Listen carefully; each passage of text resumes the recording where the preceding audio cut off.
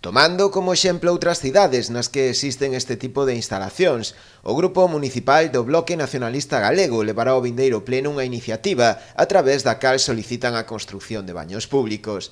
Din recoller as demandas da propia veciñanza. E a xente maior, e toda a xente, os rapaces tamén, necesitan uns baños, pensamos nós, estables todo o ano.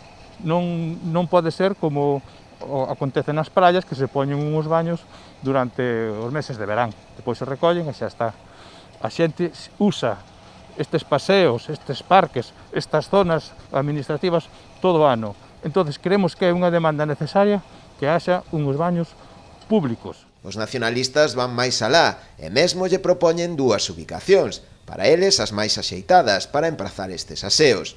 Unha no Parque de Pedra Pateira e a outra no Paseo das Carolinas, a carón das instalacións da EDAR. Ao estar adosados as instalacións da EDAR, se se fai aí, non? Pois podía ir incluso dentro do pliego da empresa que leva a instalación de EDAR, o seu mantemento, non? Como podía ir no pliego, por exemplo, se podía negociar que entre no pliego da compañía de limpeza das rúas, o seu mantemento e limpeza. Son ideas, nós non estamos no goberno está o Partido Popular, pero creo que debe de facer caso desta suxerencia de facer uns baños públicos en Ribeira. Dende o BNG non se pechan tampouco outros posibles emprazamentos que propoña o goberno municipal. O que quere é que se construan.